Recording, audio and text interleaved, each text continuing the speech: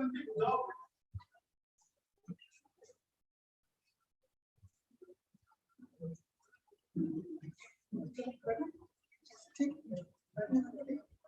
सभी से निवेदन है कि सभी अपना स्थान ग्रहण कर लें। चूंकि हम सभी जानते हैं कि हमारी सभ्यता में मेहमान के बारे में कहा जाता है कि अतिथि देवो भव, मेहमान भगवान का रूप होता है और भगवान के सत्कार में पुष्प का महत्व सर्वविदित है। अब मैं निवेदन करती हूँ एडवोकेट महेंद्र जैन सर से कि वो हमारे आज के मुख्य वक्ता डॉक्टर गिरिजा शंकर शर्मा जी को पुष्पमाला पहनाकर उनका अभिनंदन करें।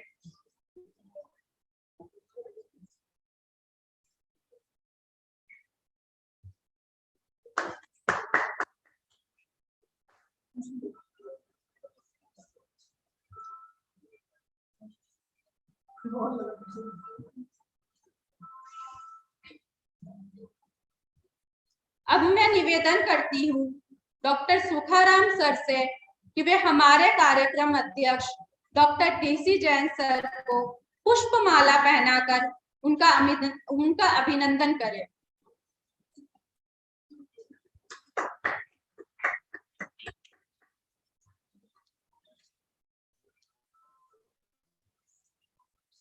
अब मैं निवेदन करती हूँ डॉक्टर राजेंद्र कुमार सर से कि वो हमारे आयोजक डॉक्टर नितिन गोयल सर को पुष्पमाला पहनाकर उनका अभिनंदन करें।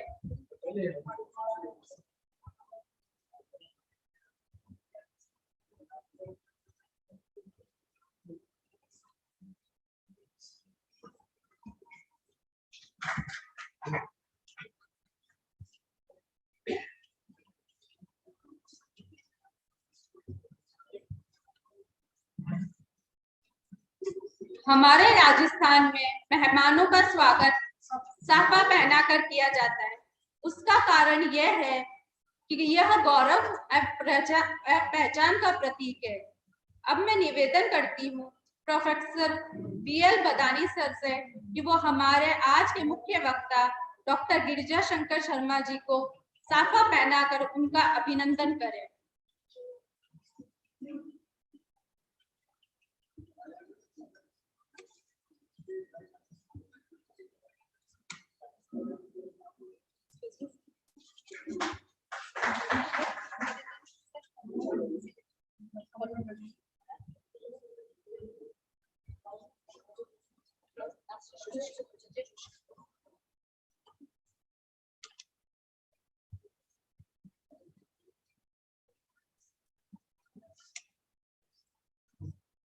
अब मैं निवेदन करती हूँ अजय जोशी सर से कि वो हमारे कार्यक्रम अध्यक्ष डीसी जैन सर को साफा पहनाकर उनका अभिनंदन करें।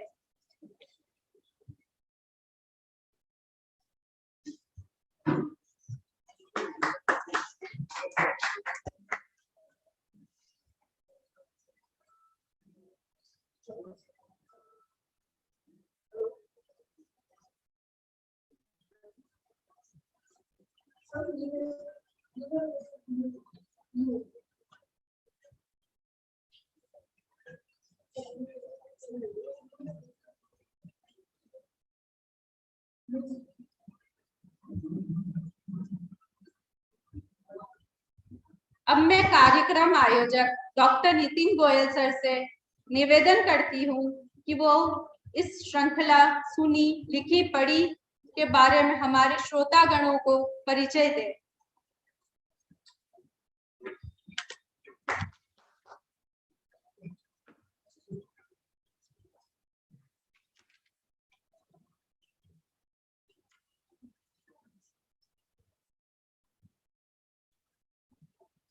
धन्यवाद आलू। मैं एक बात कहूंगा कि रात चाहे कितनी भी काली अंधेरी गहरी क्यों ना हो, सूरज की एक किरण जो होती है उस अंधकार को मिटाने के लिए पर्याप्त होती है। सूरज की एक किरण उस अंधकार को मिटाने करने के लिए पर्याप्त होती है। और ये जो सूरज की पहली किरण है वो वास्तव में आप सबके रूप में एक साक्षी बनी। आपको आश्चर्य होगा कि सुबह मेरी कमल जी से जब बात हुई तो उन्होंने बताया कि साहब इस प्राच्य विद्या प्रतिष्ठान के प्रांगण में ये पहली बार मैं सुन रहा हूँ कि कोई प्रोग्राम, कोई कल्चर या कोई एक्टिविटी ऐसी हुई। और जहां तक मुझे बताया गया कि शायद इस शताब्दी का ये प्रथम प्रोग्राम है जो प्राच्य विद्या प्रतिष्ठान को होगा। लगभग 22 साल हो गए शताब्दी को शुरू हुए और 22 साल में प्रथम है। और आप सोच सकते हैं कि उस सूरज की किरण के प्रथम साक्षी आप सब हैं। अगर आप ना होते, वो साहस, वो धैर्य, वो मुझ में अगर जज्बा ना पैदा किया होता, शायद मैं ये सब नहीं कर पाता।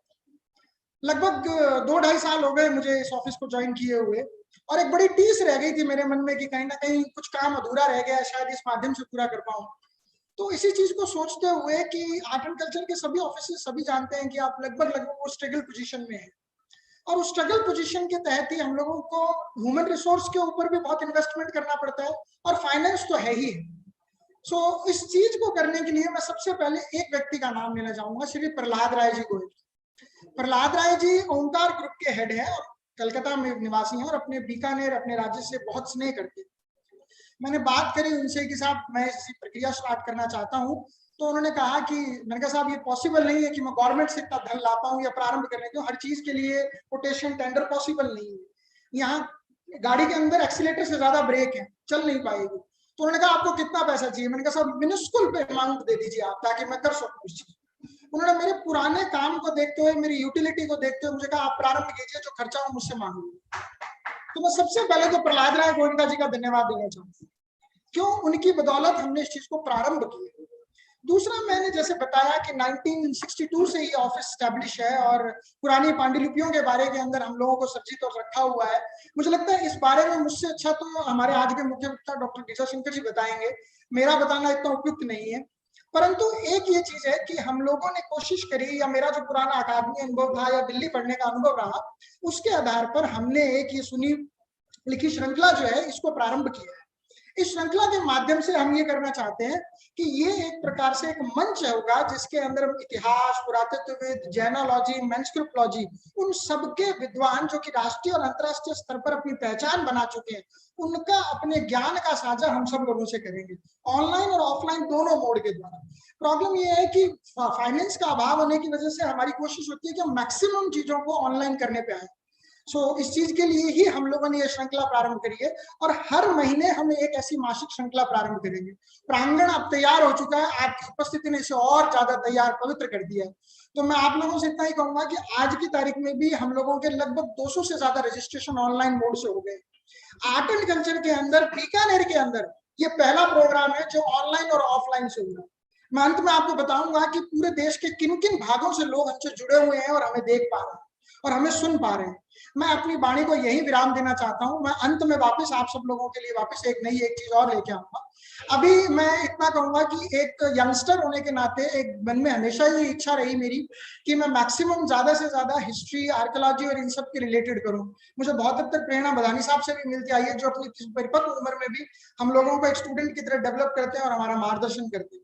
सो मैं वेरी थैंकफुल हूँ। रेस्ट ऑफ द थिंग्स मैं ये चाहूंगा कि अब जो मंच है वो हमारे मुख्य वक्ता जिन सब के लिए, जिनको सुनने के लिए हम सब लोग आए हैं, ऑनलाइन जुड़े हुए हैं, तो मैं अपनी वाणी को यही विराम देना चाहता हूँ और धन्यवाद।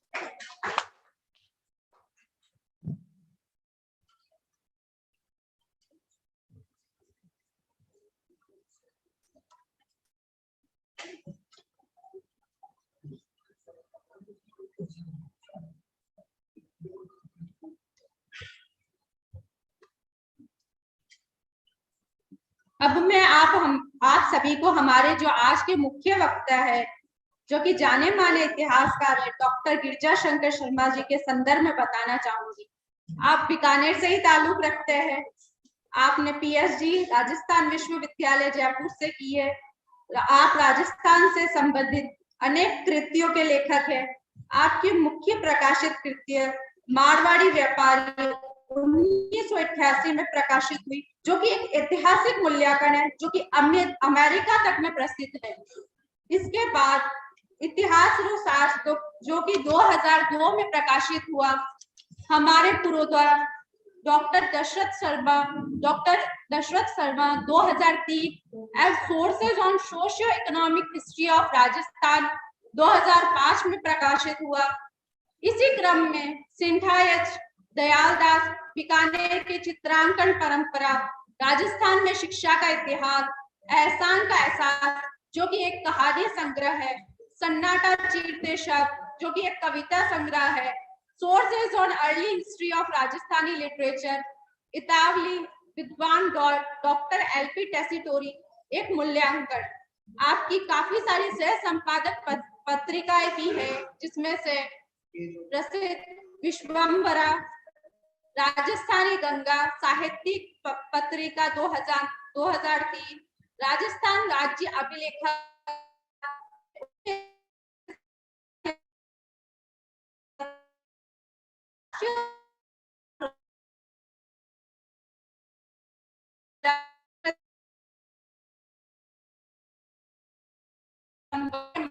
सदस्य पदाधिकारी, साहित्य विभिन्न संस्थाओं द्वारा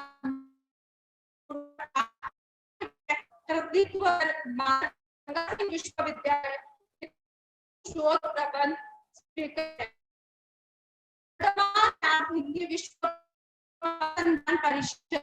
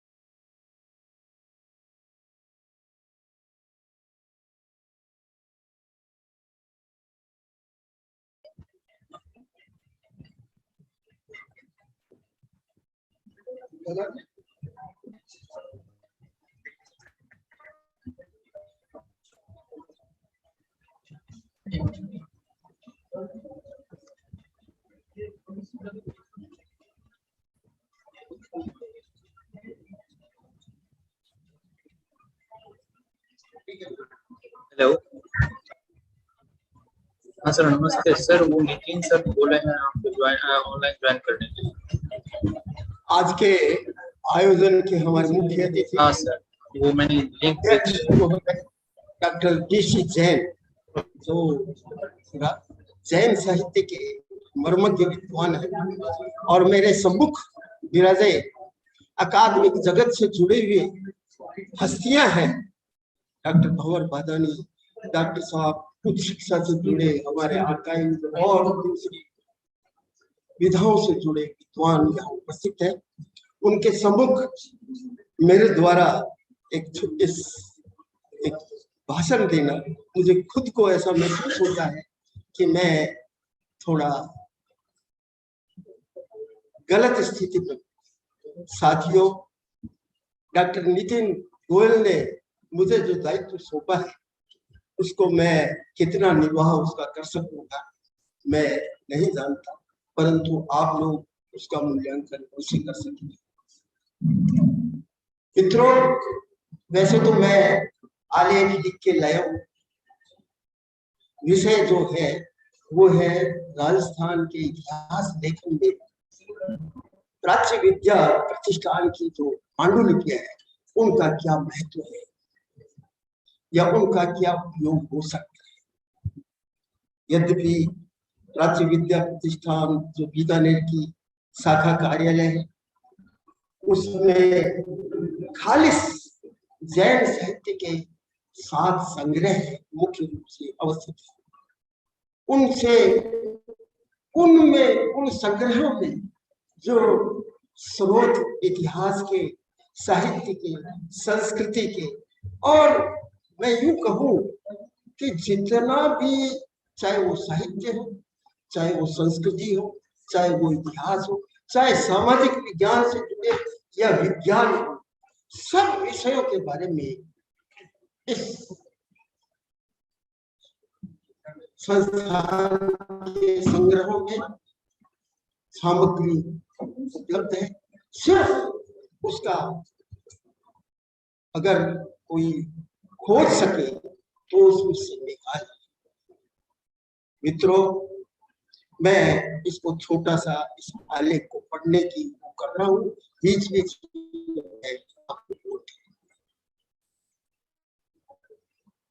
भारत के प्राच्य विद्या के हस्तलिखित ग्रंथों के संरक्षण एवं परिरक्षण हेतु अनेक ग्रंथालय कार्यरत हैं। ऐसे ग्रंथालयों में प्राच्य विद्या प्रतिष्ठान राजस्थान की शोध दृष्टि से अपनी एक अलग पहचान है।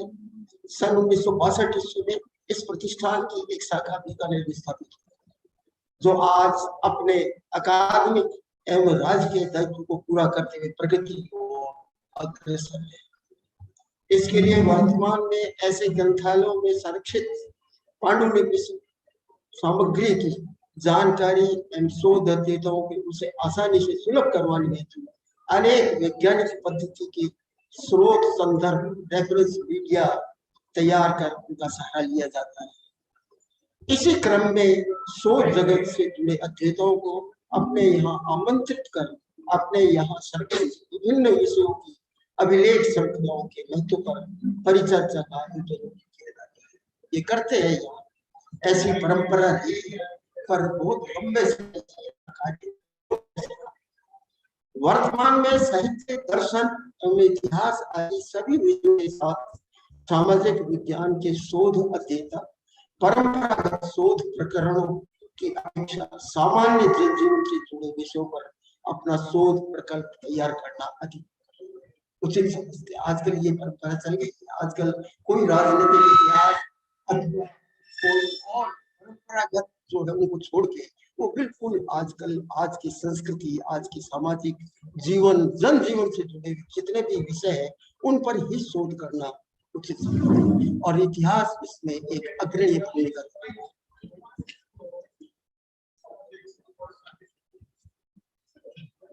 इस क्रम में मैं यहाँ इतिहास की शोध स्थिति पर चर्चा करना उचित समझता हूँ। वर्तमान में इतिहास अध्येताओं का झुकाव राजनीतिक स्थिति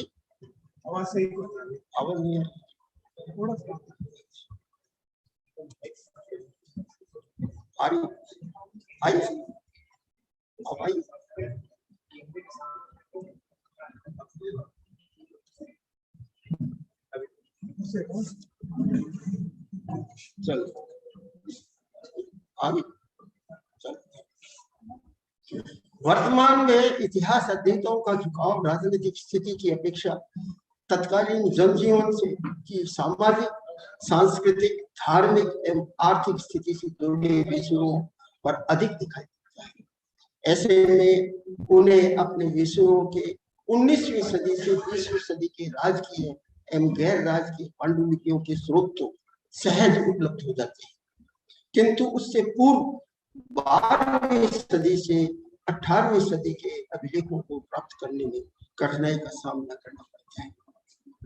ऐसे में राजस्थान के निजी हस्तलिखित ग्रंथालय एवं राजस्थान प्राच्य विद्या शोध प्रतिष्ठान अपने यहाँ संग्रहित प्राप्त प्राचीन पांडुलिपियों के माध्यम से शोध अध्येताओं को अपेक्षित अभिलेख सामग्री को उपलब्ध करवाने में हेतु निरंतर प्रयासरत है। मित्रों, मैं आज की परिचर्चा को प्रारंभ करने से पूर्व यह कहना चाहूंगा कि इसी क्रम में बीकानेर स्थित प्राच्य विद्या शोध प्रतिष्ठान की शाखा में अपने यहाँ संस्कृत, प्राकृत, हिंदी, राजस्थानी भाषा हस्तलिखित कुल 29,000 पांडुलिपियों की विस्तृत विवरणात्मक सूची उपलब्ध है, प्रकाशित कर शोध जगत हेतु उपलब्ध करवा चुका है। ऐसे में आप सभी शोध जिज्ञासुओं से अपेक्षा रखता हूँ कि मैं इस आलेख में तो इस शाखा के जिन 7 जैन हस्तलिखित ग्रंथों के संग्रहों की विभिन्न विषयों की ग्रंथ श्रृंखला की ओर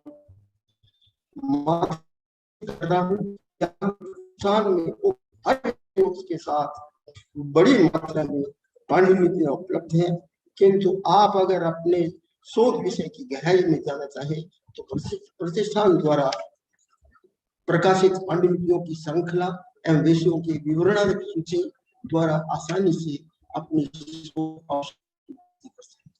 मित्रों, ये बड़ी सौभाग्य की बात है कि ये संस्थान बीकानेर की जो ये अपनी प्राच्य विद्या प्रतिष्ठान की शाखा है, इसका हर पांडुलिपि, उसका हर डॉक्यूमेंट आज विवरण के साथ इन्होंने उसे प्रकाशित कर दिया है। वो विवरण ये अपने आप में एक ऐसी वो है कि जिसके द्वारा सारी दुनिया में कहीं का भी अध्येता या साधारण आदमी अपनी आवश्यकता के अनुसार उसमें से, जैसे समुद्र में से कोई मोती निकालता है या सीप जो भी, तो ये ढूंढ सकता है, निकाल सकता है। उसे अपना विषय ध्यान रहना चाहिए। विषय अगर उसको ध्यान है तो वो उस विषय को देख के उसके नीचे के उप विषयों को देखते हैं और उन ग्रंथों की सूची को अगर देखे तो उसे अवश्य ही उसकी आवश्यकता के अनुसार सामग्री उपलब्ध होती है। ये बहुत बड़ी बात है, वरना हर जगह ऐसा संभव नहीं होता कि हर डॉक्यूमेंट की विस्तृत सूची बनाना साधारण नहीं। एक हस्तलिखित ग्रंथ पूरा अगर है और उसमें क्या है, ये एक बहुत बड़ी बात होती है। आदमी को एक एंट्री करने के लिए दिन भी लग सकते हैं, एक दिन भी लग सकते हैं, एक महीना भी लग सकता है, क्योंकि उसे तो उसका अध्ययन करके ही वो सूची बनानी। तो ये एक बहुत बड़ी बात हमारे लिए, शोध अध्येताओं के लिए, शोध जगत से जुड़े लोगों के लिए बहुत ही महत्वपूर्ण इस अभिलेख आपके संग्रहालय की बहुत बड़ी विशेषता। बीकानेर स्थित शाखा कार्यालय में कुल 7 जैन हस्तलिखित ग्रंथों के संग्रह है। यहाँ और कुछ नहीं, केवल जैन साहित्य से जुड़े हुए 7 संग्रह है जो बीकानेर के अंदर या तो हमारे जो कुछ जैन विषयों में रुचि रखने वाले विद्वानों के हैं अथवा कुछ ऐसे आदमी के जो इसमें संग्रह करने की रुचि रखते हैं। मैं उनकी डिटेल आपको बता रहा हूँ। ये जैन आचार्य उपासनाओं में अपने शिष्यों, श्रावक आदियों को जैन धर्म और संस्कृति को समझाने के लिए निरंतर प्रयासरत रहे हैं। जैन उपासनाओं में रहने वाले श्रावकों के लिए उक्त कठिन भाषा को समझाना आसान नहीं होता था। साथियों, मैं अपनी बात को आगे बढ़ाऊं उससे पहले एक चीज की जानकारी। कोई भी शोध प्रकल्प हम उठाते, पूरा करना चाहते हैं, उसके लिए जो अभिलेख श्रृंखला जिसका हम इस्तेमाल करना चाहते हैं हमारे अभिलेख प्रकल्प के अंदर, शोध प्रकल्प के अंदर, शोध ग्रंथ है उसके अंदर तैयार करने में, तो हमें इस बात की जानकारी होनी चाहिए कि ये श्रृंखला अस्तित्व में कैसे आई। अगर हमें ये पता लग जाए कि ये जो यहाँ का संग्रह है और इसमें जो छोटी मोटी पांडुलिपियों की श्रृंखलाएं है, चाहे वो सामाजिक विज्ञान से जुड़ी हुई है, चाहे साहित्य से जुड़ी हुई है, चाहे संस्कृति से जुड़ी हुई है, चाहे आयुर्वेद से जुड़ी हुई है, ज्योतिष से जुड़ी हुई है अथवा विज्ञान से जुड़ी हुई है, तो इसका अस्तित्व क्या है, ये कैसे अस्तित्व में आए, इसकी जानकारी आपको होना बहुत जरूरी होता है। अगर हमें इस चीज का पता लग जाए कि क्रिएटिंग एजेंसी जो इस रिकॉर्ड को क्रिएट करने वाली है उसका क्या कार्य प्रणाली थी जिसके माध्यम से ये श्रृंखलाएं अस्तित्व में आई। कोई ऐसे तो है नहीं कि किसी ने लिख दिया, ऐसा तो कुछ नहीं। ये तो ग्रंथ है, हस्तलिखित ग्रंथ है, तो उनको किसी उद्देश्य से लिखवाया, किसी उद्देश्य से लिखे गए, ये चीज है। इस चीज को समझना चाहिए। यहाँ मैं इस बात को और स्पष्ट कर दूं आपको कि जैसे बीकानेर के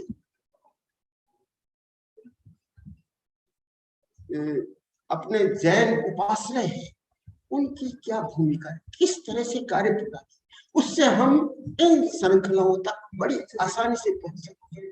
तो अगर हम उन उपाश्रयों में जिस स्थिति से समझते हैं वो ये है कि आचार्य और उनके शिष्य, जिनको श्रावक अथवा श्रमणिया के रूप में देखा जाता है, कहा जाता है, वो उन लोगों के बीच के अंदर अपना जो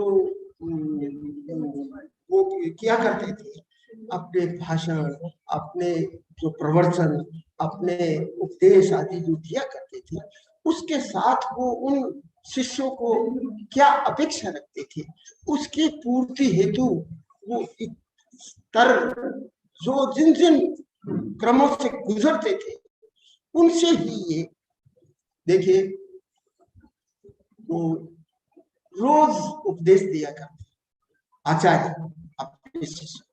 तो उपदेशों की एक श्रृंखला तैयार हो गई। शिष्यों ने है वो उपदेशों की श्रृंखला तैयार की। वो आदेश दिया करते थे कि देखो भाई, अपना चौमासा या अपना बिहार फलानी जगह होगा, ऐसा ऐसा अपने इधर से गुजरेंगे, तो वो श्रृंखला तैयार हो गई। साहित्य जगत बंद, ये देखिए अपने आप स्थिति आ रही है सामने, श्रृंखलाएं तैयार। और दूसरी ओर हम ये देखते हैं कि जो उनके श्रावक शिष्य थे वो विनती किया करते थे स्वयं, या उनके माध्यम से दूसरे जो जैन साहित्य से जुड़े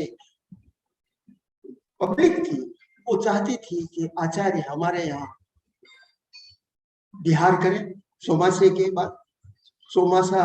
और वो जब ये चीजें कहा करते थे तो उनके विनती, अब आपने, मैं बादानी से कहूँ, एक बड़े उपाश्रय में एक विज्ञप्ति पत्र पढ़ा, हम बहुत अरसे समय तक उसको, ये हमारी एक प्राचीन जो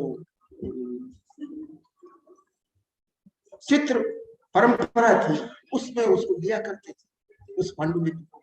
बहुत बढ़िया सुंदर विज्ञप्ति पत्र, हाँ, और विज्ञप्ति पत्र, किंतु वो है विनती पत्र। उनकी विनती की जाती थी अपने आचार्य को कि आप हमारे यहाँ अब के चौमासे का विहार करें, और यहाँ पर ये चीजें हैं, ऐसा ऐसा यहाँ वातावरण है, ऐसे यहाँ बाजार है, ऐसे यहाँ का शहर है, ऐसे यहाँ के लोग हैं, ऐसे यहाँ की खान पान है। तो वो उनको आकर्षित करने के लिए ऐसे विज्ञप्ति पत्र जारी करते थे। वो विनय उनकी प्रार्थना होती थी।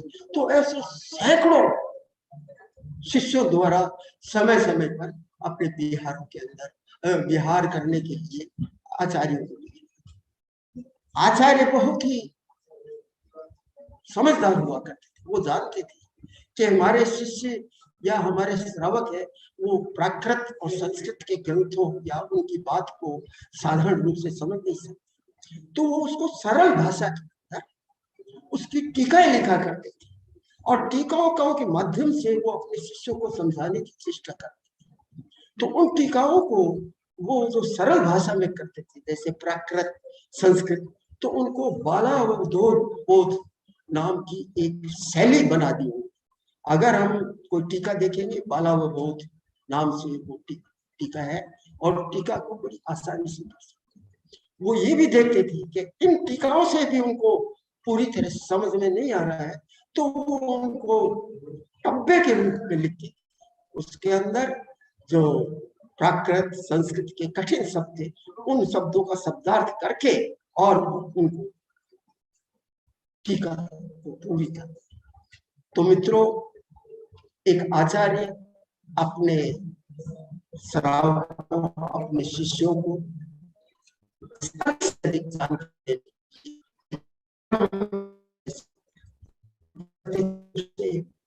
बहुत बड़ी श्रृंखला तैयार हुई, बहुत बड़ी श्रृंखला अभिलेख कि आप देखेंगे यहाँ जो है इसमें आपको मिल जाएगी।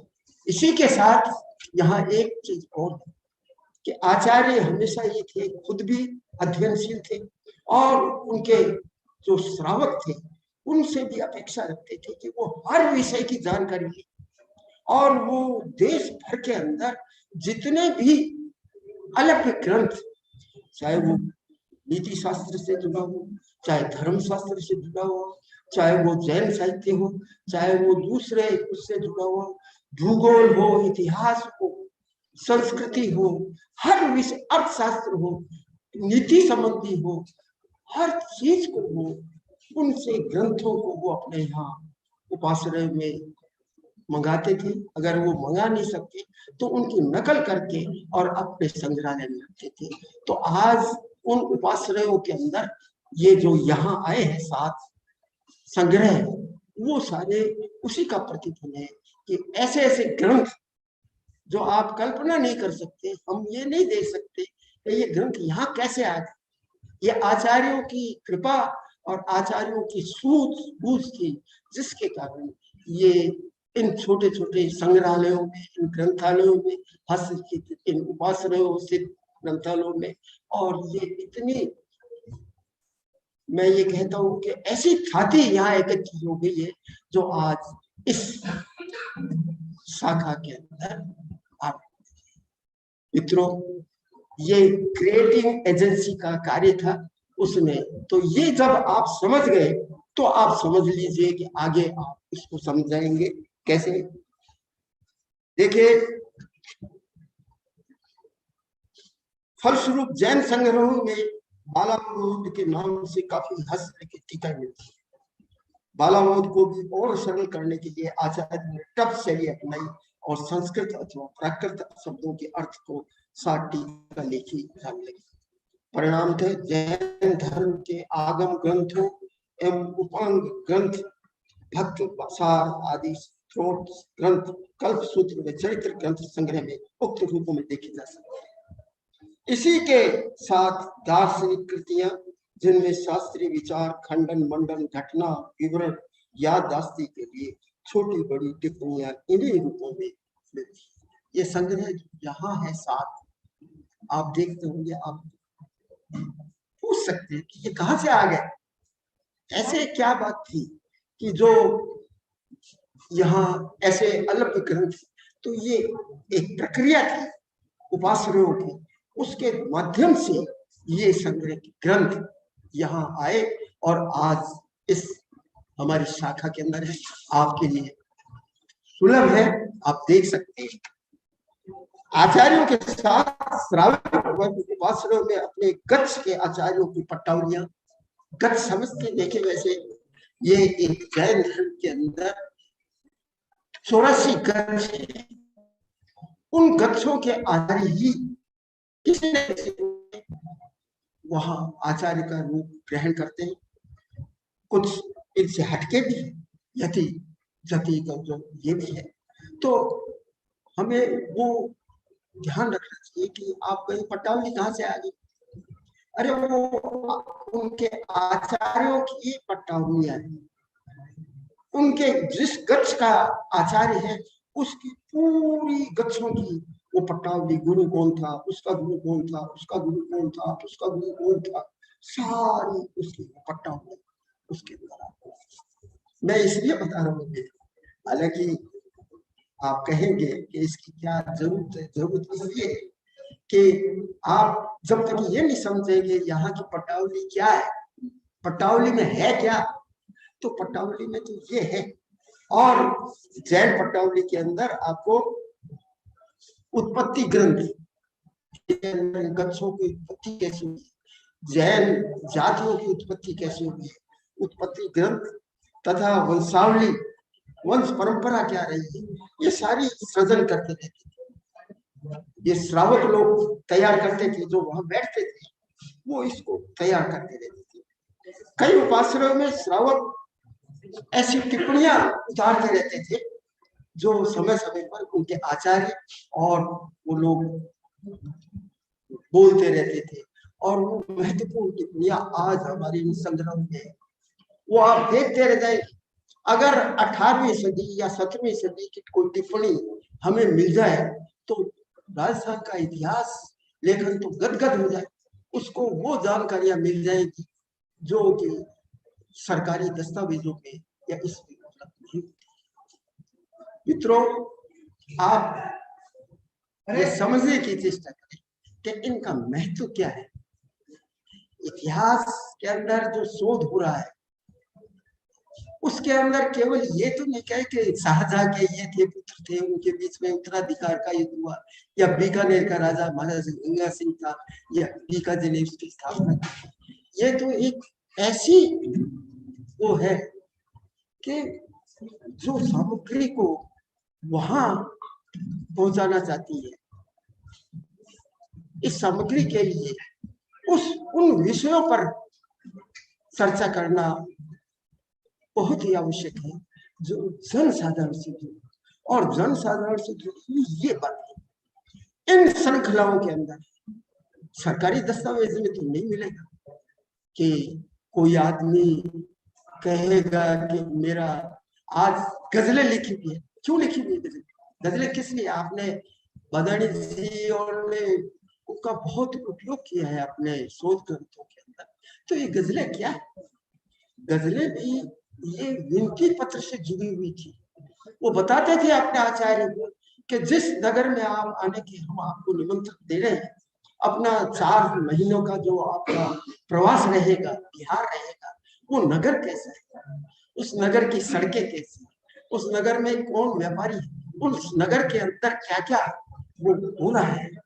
तो ऐसे उसके अंदर आप ये देखिए, आप कल्पना कीजिए कि क्या इतिहास के स्रोत इन छोटे छोटे जैन संग्रहालयों में अवस्थित थे और निर्मित हो रहे थे, और आज हम उसके लिए, हमारे लिए, इतिहास जगत के लिए, शोध जगत के लिए जो इतिहास लिखना चाहते हैं उसके लिए कितने महत्वपूर्ण। आप कल्पना इसलिए नहीं कर सकते क्योंकि आप इतिहास के विषयों के बारे में अभी ज्यादा नहीं समझते हैं, पर जो इतिहास को समझता है वो अवश्य ही इसकी समझ सकता महत्व क्या है। आचार्यों के साथ श्रावक एवं उपासनाओं में अपने मध्य के आचार्यों की पट्टावलियां, उत्पत्ति ग्रंथ तथा वंशावली आदि का सृजन करते रहते हैं। कई उपासनाओं में श्रावक दफ्तर बही के रूप में लेखन, जैन में आयुर्वेद, ज्योतिष, शास्त्र, सामुद्रिक शास्त्र, छंद शास्त्र, नीति शास्त्र, तंत्र मंत्र, योग शास्त्र, वेद मंत्र आदि पर चर्चा, उनका निरूपण चलता रहता है। ये आश्रम की वहां इन सब ग्रंथों के जो सूचना मैं आपको नाम दे रहा हूं, इनका निरूपण होता था। वो चाहते थे कि हमारे आचार्य भी पढ़े, हमारे श्रावक भी हर विषय को टच करें, हर जाने उसका महत्व क्या है, और इसीलिए वो ग्रंथ मंगाते थे, उनकी नकल करवाते थे, और वो ही ये आज की ग्रंथ है। उसके लिए पूर्व के विद्वानों द्वारा रचित पांडुलिपियों के को उपासना में संग्रहित किया जाता है। ऐसी पांडुलिपियां जो इन विषयों से जुड़ी हुई थी दूसरी जगह, उनको यहाँ आके संग्रहित किया जाता था। कई तो लोग फ्री दे देते थे, कोई दूसरे दबाव से देते थे, और हमारे जो उपासना है वो भरपूर सामग्री से भरे जाते हैं। मित्रों, आप लोग तो उम्र में बहुत छोटे हो, मैं 86 साल का हूँ। मैंने देखा है उपासनाओं की कार्य पद्धति को, और उसमें किस तरह से लोग बैठे थे, यानी उनका ये था नियमित 24 घंटे में से बस सोने का ही टाइम छोड़ो, बाकी सारे समय में कार्यरत रहो। हर श्रावक या श्रमणी जो भी थी वो बिजी रहते थे। हर कोई नकल कर रहा है ग्रंथ की, तो कोई जिल्द लगा रहा है, तो कोई चित्र बना रहा है। आप ताज्जुब करेंगे कि बीकानेर की जो चित्र परंपरा लिखे जाते, मैंने भी एक छोटा सा ग्रंथ लिखा हुआ है बीकानेर की चित्र परंपरा, पर मैं स्वयं उस तक पहुंच नहीं सका। मुझे इस कार्यालय की जानकारी, कार्यालय तो मुझे पता था, मेरे सामने इसका उद्घाटन हुआ और मैं यहाँ आता रहा, पर मुझे यहाँ के संग्रह के बारे में पता नहीं था, और मैं इससे अनभिज्ञ रहा। यहाँ पर बीकानेर और आसपास की, चाहे वो उदयपुर शैली हो, चाहे बीकानेर शैली हो, चाहे किशनगढ़ शैली हो, उसके चित्र ग्रंथ है, वो शैलियां उन ग्रंथों के बाहर आज आपको। ये बीकानेर का सौभाग्य है कि हमारे यहाँ ऐसे, बीकानेर में ही है और जोधपुर में थोड़े से है और कहीं नहीं है और शाखाओं में नहीं।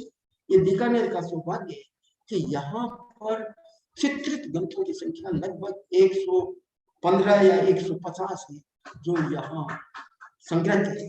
आप उनको देखें और उस परंपरागत चित्रांकन परंपरा को समझे और उस पर लिखने के लिए शोध देता आए और कुछ करें। आज हमारे यहाँ के जैन जो साधक है उनमें आपने एक मथेरन नाम भी सुना है। मथेर, मथेर जैनी तो है, वो चित्र बनाने के क्या माहिर है, हर चीज बनाने की माहिर है।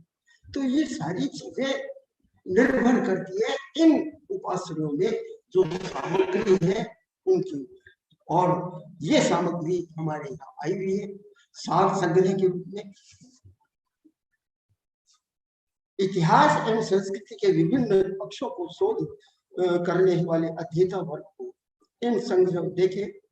प्रतिष्ठान की बीकानेर शाखा में 7 जैन हस्तलिखित ग्रंथों के संग्रह थे, जिनमें लगभग 30,000 हस्तलिखित ग्रंथ या 30,000 टोटल।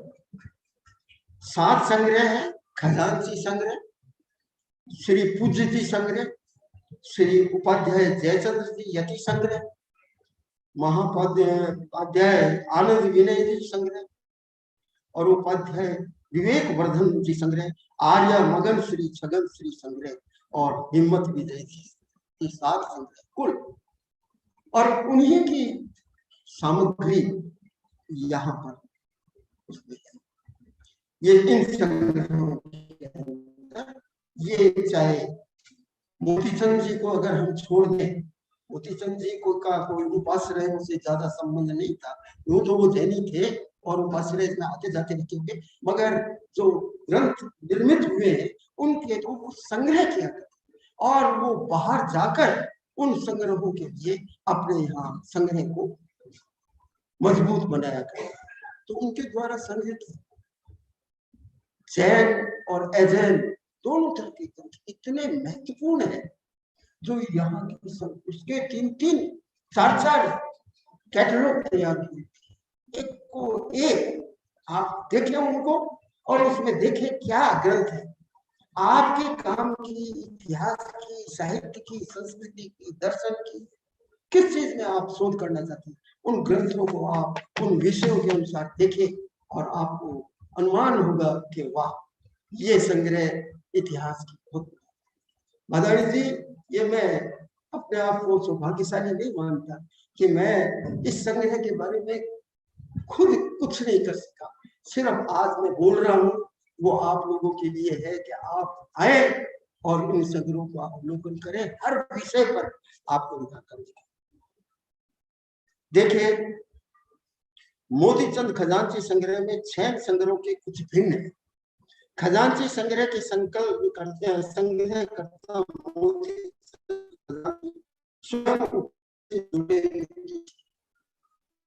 उन्होंने संग्रह अजमेर तो उदयपुर मारवाड़ एवं जैसलमेर से जैन एवं अजैन दोनों तरह के हस्तलिखित ग्रंथों को मुख्य रूप से येन केन प्रकार प्राप्त कर अपने संग्रह को समृद्ध किया। खजांची मोतीचंद 17वीं और 18वीं सदी से रचित उपयुक्त हस्तलिखित ग्रंथों में दर्शन शास्त्र, कर्मकांड, पद्धति, विवाह, पाठ, तारीख, तवारीख, वंशावली, हकीकत, हाल तथा विगत आदि के साथ ओसवाल जाति का इतिहास, वीरमदेव पन्ना की बात, गढ़ों की स्थापना की जानकारी, जगदेव पवार की वार्ता, कुशल सिंह चंपावत का सिलोका, बीकानेर, उदयपुर, लाहौर, आगरा आदि की गजलें, बीसल देव रासो, आउवे की विगत, ऐतिहासिक तिथियां, तथ्य आदि भक्ति साहित्य के सद्गुणी सगुण निर्गुण वाणी पर एवं भक्ति रस की रचनाएं, आयुर्वेद में अनेक प्रकार के रोगों के निदान ग्रंथ पशु चिकित्सा वेटरनरी, यहाँ वेटरनरी के आप वेटरनरी साइंस का यहाँ विश्वविद्यालय जो है, मैंने नितिन से कहा था कि आप यहाँ के वेटरनरी के लोगों को कहिए कि घोड़ों की नाड़ी किस तरह से देखते थे ये वैदिक, उन्होंने अपने ग्रंथों को बना दिया है। हाथियों घोड़ों ये आयुर्वेद के ऐसे ग्रंथ यहाँ हैं जो निश्चित ही मैं सोचता हूँ हर उस विधा से जुड़े हुए हैं जो आज अपेक्षित है शोध की।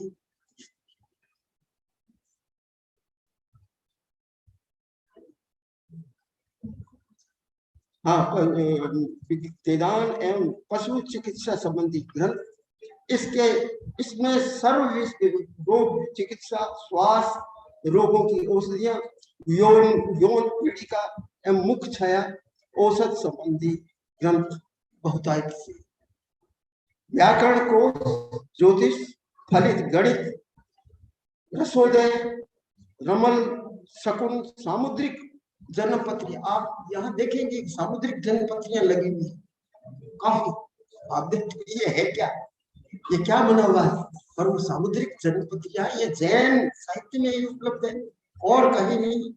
ये एक वैज्ञानिक पद्धति है जो आपको देखनी चाहिए, समझनी चाहिए। जैन साहित्य के रूप में जैनागमन, दर्शन, जैन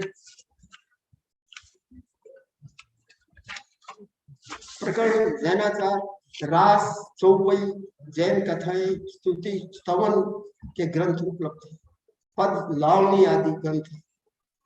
इस तरह 473 अजैन और 1574 जैन ग्रंथ इस मोती चंद खजांची से, ठीक है। अब आप ये देखिए इस संग्रह के अंदर इतने विषय हैं, आपको शोध करना हो आप इन विषयों को देखें, इनके जो छोटे छोटे सब विषय हैं वो सारी सूचियों में, उनके ग्रंथ एक एक विषय के कम से कम किसी के 20, किसी के 30, किसी के 40 पांडुलिपियां है, वो उसमें से आपको ढूंढना है और वो आपके शोध में बहुत ही सहायक सिद्ध होंगे। मैं अपेक्षा रखता हूँ कि अगर इससे मेरे शोध जगत से जुड़े हुए कुछ लोग अगर एक दो भी इस प्रक्रिया में शामिल होंगे तो निश्चित ही बहुत बड़ा लाभ मिलेगा।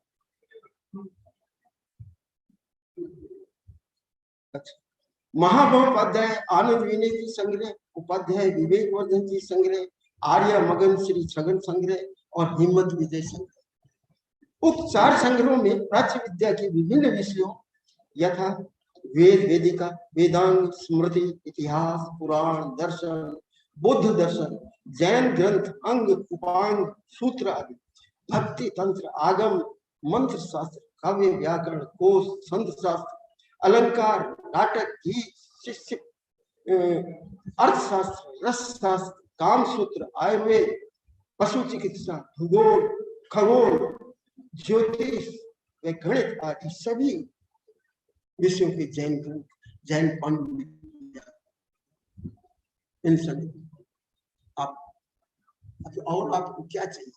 एक शोध अध्येता को इससे ज्यादा क्या चाहिए? अगर उसको ये बात पता लग जाए कि यहाँ ऐसा ग्रंथ है और वो भी 12वीं से और 17वीं सदी के बीच के हस्तलिखित ग्रंथ है, तो उस काल का इतिहास और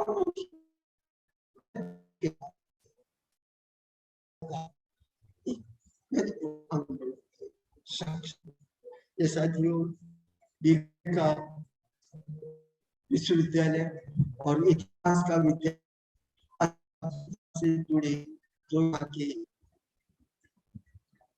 फैकल्टी है, जो मेंबर्स है, उनको यहाँ आना चाहिए।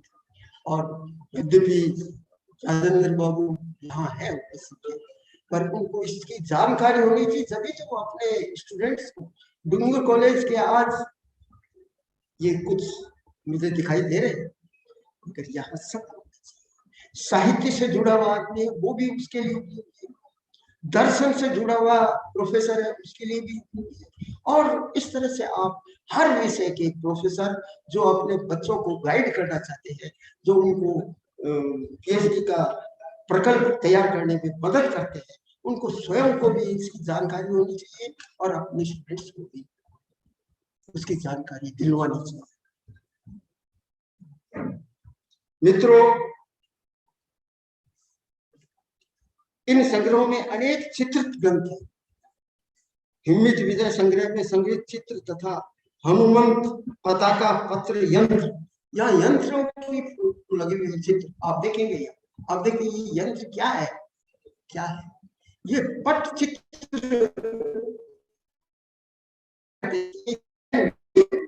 उपासकों के, और वो पट यंत्र जो तैयार होते थे वो बहुत वैज्ञानिक पद्धति थी।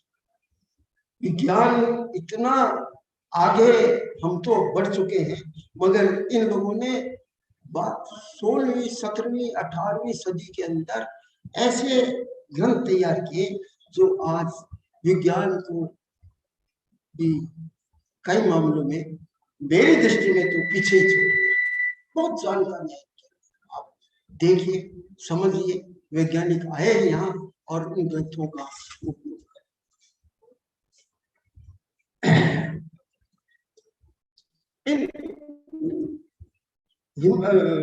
अच्छा, हनुमंत पताका पत्र यंत्र, ही कलश पट यंत्र, नथावर्त पूलन पट यंत्र, ज्ञानावली पट यंत्र आदि मुख्य है। ये पट यंत्र लगे हुए हैं यहाँ इसके चारों तरफ, इन्होंने अंदर आप जब देखेंगे। और ये पट यंत्र क्या है, आपको इसका अध्ययन करना चाहिए। ये चित्रांकन परंपरा की एक बहुत महत्वपूर्ण देन इस संग्रहालय के अंदर, इस शाखा के अंदर। उपयुक्त सभी संग्रहों के हस्तलिखित ग्रंथ संस्कृत, प्राकृत, हिंदी व राजस्थानी भाषा, साहित्य व दर्शन की दृष्टि से काफी महत्वपूर्ण है। साथ ही 15वीं 16वीं 17वीं सदी के सांस्कृतिक, सामाजिक, धार्मिक इतिहास की जानकारी देने में ये सक्षम है।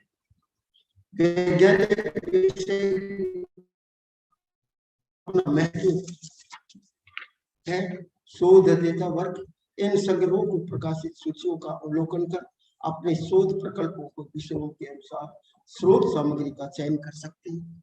किसी को पूछने की आवश्यकता नहीं, आए और मांगे सूची और उसमें विषय को देखे, उसके उप विषयों को देखे और ग्रंथ को आपको मिले। किसी से पूछने की जरूरत नहीं। जब शोध करना है तो थोड़ा समय व्यतीत करना पड़ता है और गहराई में जाना पड़ता है, वो तभी जा सकते हैं जब आप इनको अवलोकन करें। कहने का तात्पर्य यह है कि सभी संग्रहों के हस्तलिखित ग्रंथों का महत्व एक खुद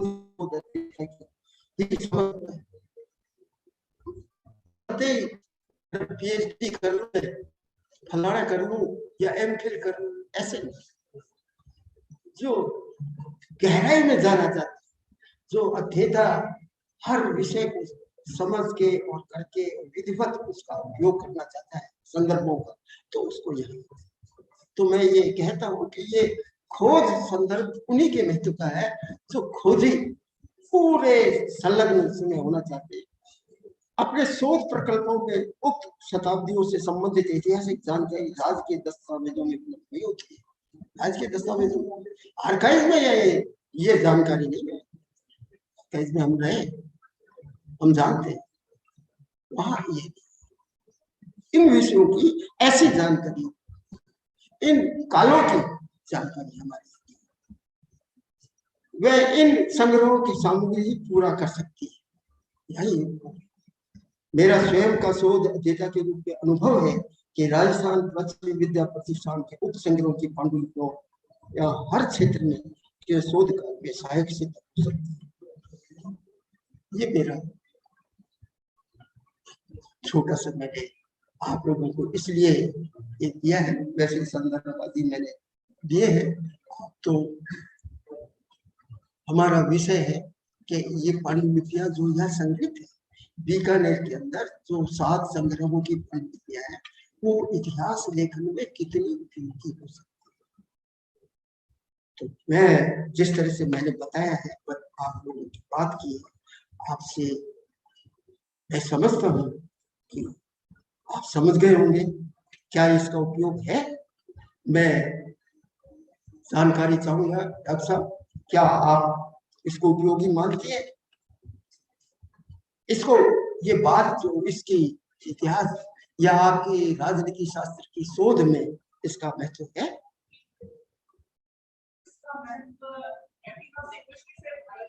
आज हम जिस आशीर्वाद की बात करते हैं, जिसको ऐसा प्रचारित किया गया था, जो एक पाश्चात्य और वामपंथी महाव में ये प्रचारित किया गया था कि भारत में तो कुछ भी नहीं था, भारत में कोई विद्या नहीं थी, भारत जो है वो सफेदों का देश है, जादूगरी का देश है, जादूगरों का देश है। ऐसे देश में जब इस प्रकार की प्राचीन विद्या की जो अलग अलग शाखाएं जब उभर करके आती है, तब हमें उस प्राचीन मानव का एक आभास होता है, और न केवल आभास है बल्कि जो वैज्ञानिक रूप से जो संरक्षित विधाएं हैं, इन विधाओं से ज्ञात होता है। ठीक, धन्यवाद। इसका मतलब है समझते हैं। डॉक्टर साहब, फिर तो श्रद्धेय डॉक्टर साहब अदानी जी हमारे यहाँ के बहुत बड़े इतिहासकार हैं, उनसे मैं चाहूंगा कि वो अपना कमेंट दे कि क्या इतिहास लेखन में इन संग्रहों की कुछ उपयोगिता रहेगी।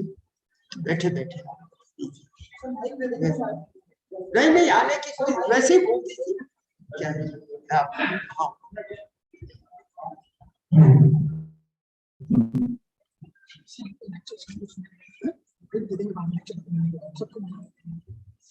नहीं, मैं चर्चा करूंगी। अच्छा, तो ये बोलूं फिर? ठीक है, एक मिनट थोड़ा सा। साथियों, ये मैंने जो संग्रह की पांडुलिपियों की आपको इसके साथ इस विद्या प्रतिष्ठान और जो हेड ऑफिस है, जो उसके अंदर जो जैन ग्रंथ 10 सदी से लेके 19वीं सदी तक इतिहास के महत्वपूर्ण ग्रंथ प्रकाशित हैं, वो भी यहाँ उपलब्ध है। इतिहासवेता या इतिहास के जो अध्येता है, उन ग्रंथों का आसानी से अवलोकन कर सकते हैं। और आप उसमें देखिए, राज रचना, जयपुर की वेदशाला, खगोल शाखा की विस्तृत जानकारियां, कानड़ देव प्रबंध, कवि पद्मनाभ द्वारा अलाउद्दीन खिलजी के प्रसिद्ध जालौर किले में आक्रमण और घेराबंदी का विस्तृत विवरण मिलता है इन ग्रंथों। ये भी पांडुलिपि है, मगर उसको संपादित करके प्रकाशित कर दिया, ये यहाँ उपलब्ध है। ये आप इस शोध, इतिहास के शोध में या साहित्य के शोध में बहुत कारगर है। क्याम खानी रसो, क्याम खानी रसो तो गजब की चीज है। बीकानेर के अंदर ये सौभाग्य की बात है, ये रसो हमारे यहाँ आज दुनिया में और कहीं नहीं है। इस झुंझुनू का जो ये नवाब क्याम खानी जान, कवि जान, वो 75 ग्रंथों का रचयिता, उसने ऐसे ऐसे ग्रंथ लिख दिए कि आप उनकी पांडुलिपियां हमारे यहाँ आपके देखिए और उसका उपयोग कीजिए। मैं समझता हूँ कि ये बीकानेर का ही सौभाग्य है कि ऐसी रचनाएं यहाँ संग्रहित है। कुर्म वंश प्रकाश, ये कछुआ राजाओं के बारे में नृत्य संग्रह, आप नृत्य के ऊपर शोध कर रहे हैं, कहाँ से लाएंगे सामने? 12वीं सदी की है आपके पास?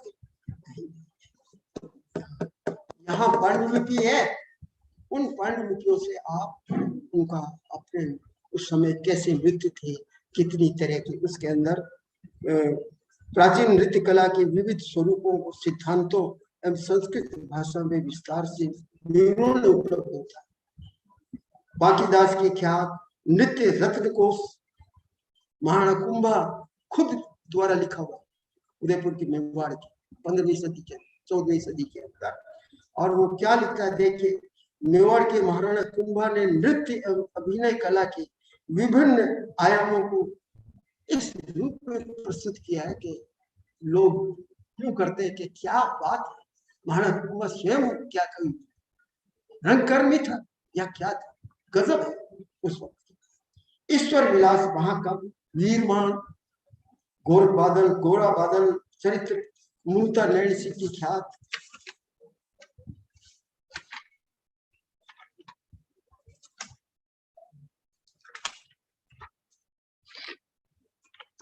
सूर्य प्रकाश,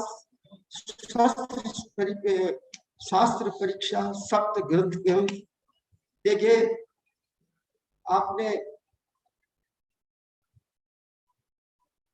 बीकानेर के अंदर हीरे जवाहरात, जयपुर के अंदर हीरा जवाहरात का काम करने वाले कितने व्यापारी आज उनसे समृद्ध होते जा रहे हैं हमारे यहाँ के लोग। उसको ठक्कर फेरू ने 12वीं सदी के 10वीं सदी के अंदर उन रत्नों के बारे में, कौन सा रत्न किस काम का है, कैसे कैसे रत्न मिलते हैं, उनका व्यापार कहाँ कहाँ होता है, दुनिया में उसकी कहाँ उपयोगिता ज्यादा है, ठक्कर फेरू 12वीं सदी में लिखा। आप कल्पना कीजिए कोई इतिहास में शोध करना चाहे और वो जानना चाहे कि उस वक्त की आर्थिक स्थिति क्या थी, रत्नों का व्यापार, उनकी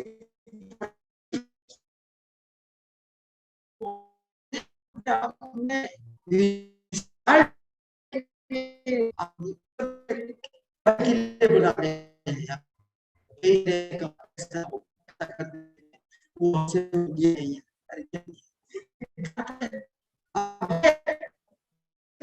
लोगों ने ऐसी बात नहीं है, 50 साल में खूब लिखा है।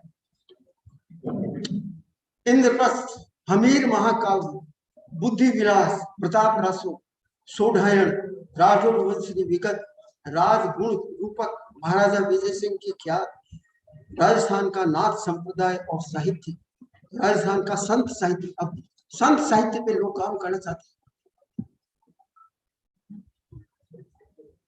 लोग जम्मू जी, फलाना जी, आप इतने तक यहाँ आइए, आपको पता है संत कहाँ से शुरू होते हैं, उनके ऊपर आपको सब जामोजी का भी और दूसरे संतों के भी यहाँ जानकारियां हैं। उनके यहाँ पांडुलिपियां हैं। इस संग्रह के अंदर ही है, बहुत पांडुलिपियां हैं जो आप देख के दंग रह जाएंगे कि ये पांडुलिपियां उस वक्त कैसे बनाई गई थी। हस्तलिखित ग्रंथ है वो सारे।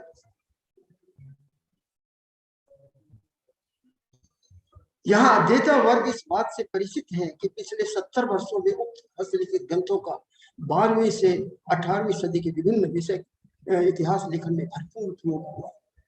डॉक्टर दशरथ शर्मा ने तो अगली चौहान डायनेस्टी और राजस्थान या राजस्थानी का इतिहास टोटल इन जैन साहित्य के ऊपर आधारित, बादानी जी जानते हैं, पूरा इतिहास 1316 तक, अलाउद्दीन तक। तो आप कल्पना कीजिए कि इतिहास में इन पांडुलिपियों, इन हस्तलिखित ग्रंथों का महत्व क्या है। हम अभी जन साधारण इसका उपयोग नहीं कर सकता। बस ये कभी नितिन की पीड़ जो है वो यही है कि लोग आए और यहाँ कुछ काम करें, और इसी उद्देश्य से मुझे यहाँ खड़ा कर दिया इन्होंने। साथियों, किंतु वर्तमान में शोध कार्यों के अनेक नवीन पद्धतियां अपनाने के कारण शोध प्रकल्पों में उक्त ग्रंथों की सूचनाओं का अब नए दृष्टिकोण से शोध संदर्भों के रूप में आपूर्ति करना आवश्यक है। मित्रों, नितिन का आग्रह रहा है कि मैं पूरी जानकारी दे दूं आपको। ये 2 बातें तो मैंने बता दी आपको, पांडुलिपि और प्रकाशित ग्रंथ। एक और मैंने मेरे पिताजी के नाम से विद्याधर शास्त्री संग्रह का एक बड़ा संग्रह यहाँ इस शाखा को भेंट किया था। उसमें है लगभग हजारों की संख्या में ग्रंथ और कुछ पांडुलिपि। मैं अभी ये बेचारे उसकी सूची बनाने और उसको विधिवत रख तो दिया है, पर रखने में अभी पूरी तरह से तैयार वो नहीं हो सके। ये नितिन नया आदमी आया हुआ है, डॉक्टर गोस्वामी ने काफी अपने प्रयत्न से उसे सजाया भी, पर फिर भी अपेक्षित है अभी बहुत बड़ा काम। तो उन ग्रंथों में आपको राजस्थान के इतिहास लेखन के लिए भरपूर सामग्री, चाहे वो साहित्यिक हो, चाहे वो सांस्कृतिक हो, चाहे धार्मिक हो, चाहे वो संस्कृत की हो, चाहे आयुर्वेद की हो, चाहे खगोल शास्त्र की हो, चाहे नीति शास्त्र हो, चाहे आयुर्वेद हो, जो भी कुछ है विषय जो आए पांडुलिपि में, वो सारे उनसे जुड़े हुए मैंने ग्रंथ ये वो जिन कब पूरी तरह से तैयार करते वो भी देखने लायक है और सो अध्येताओं मित्रों, आपने मेरी बात को सुना, मैं उसके लिए धन्यवाद। क्या बस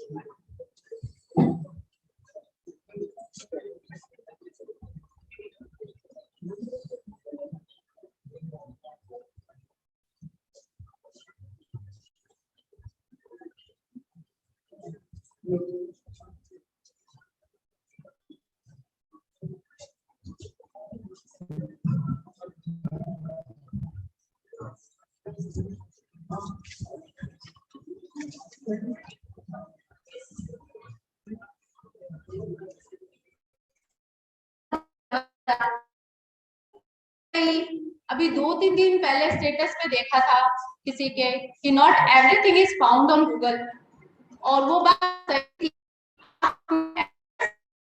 सही कीजिए उनसे जो आपको शिक्षा, जो चीज आपको हासिल होगी वो चीज आपको इंटरनेट पे नहीं मिल सकती। हम लोग तो क्या करते हैं, सिर्फ इतिहास को पढ़, लेकिन आप जो दौरान हमें इतिहास का नया दृष्टिकोण बताया है कि इतिहास का ये भी दृष्टिकोण है, और इस लेवल के ऊपर हमारी सारी चीजें हैं कि इतना रिच हेरिटेज है, इतना सब कुछ है, मेडिसिनल, फिजियोलॉजिकल, इकोनॉमिकल, पॉलिटिकल, जो सारी चीजें आपने बताई, जो सारी लैंग्वेजेस आपने बताई, इतनी एंशिएंट लैंग्वेजेस, संस्कृत, प्राकृत, अपभ्रंश, मैं तो हम लोग तो इन भाषाओं के नाम तक नहीं जानते थे।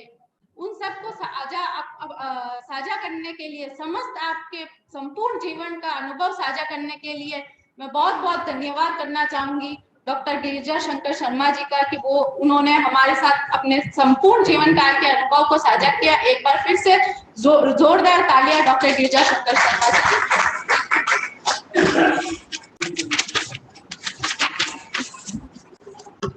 अब मैं आज के अध्यक्ष महोदय जी डीसी जैन के बारे में बताना चाहूंगी। वैसे तो रसायन विज्ञान के विषय के विद्यार्थी है आप।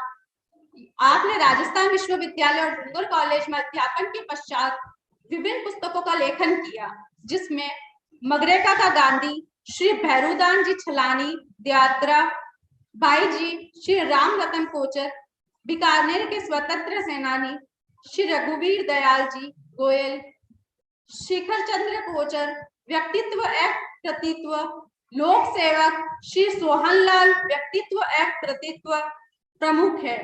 आप लेखन के साथ साथ सामाजिक कार्यकर्ता के रूप में क्षेत्र कामोत्थान समिति यात्रा के संस्थापक अध्यक्ष भी रहे। तो अब मैं मंच पे आमंत्रित करना चाहूंगी डीसी जैन साहब को।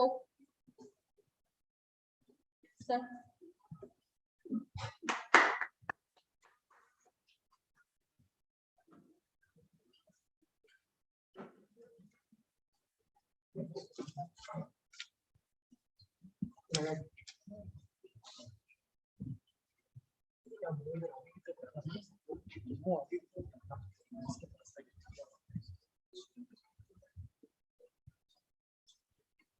माँ भारती को नमन के साथ आप सबको नमन करता हूँ कि आज इस बीकानेर, जिसे छोटी काशी कहा जाता है, ये विद्या है।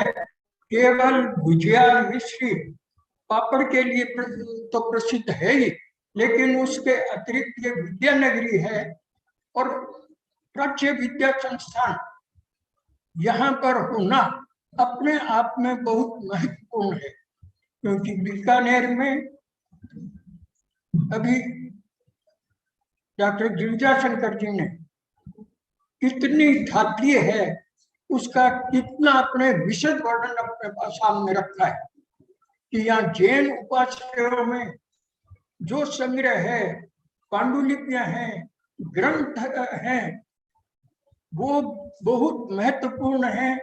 और इतिहास के विद्यार्थी जानते हैं कि मध्यकालीन इतिहास अगर जैन इन पांडुलिपियों के बिना हो तो वो पूरा हो ही नहीं सकता। मैं इतिहास का विद्यार्थी नहीं, मैं रसायन शास्त्र का विद्यार्थी, लेकिन आजकल एक शब्द चलता है कि नरेंद्र मोदी और मैक्रो की केमिस्ट्री बहुत अच्छी, और केमिस्ट्री का अर्थ बदल गया है कि भावनाएं आपस में लगा, ये अपने है कि केमिस्ट्री का अर्थ हो गया। और वैसे भी रसायन शास्त्र जो है वो केवल अपने है कि पदार्थों का विज्ञान नहीं है। ये लगता है कि ये जो है मनुष्य की भावनाओं को और जीवन में जो रस है जो उसका अपने विज्ञान है, तभी अब शब्द बदले।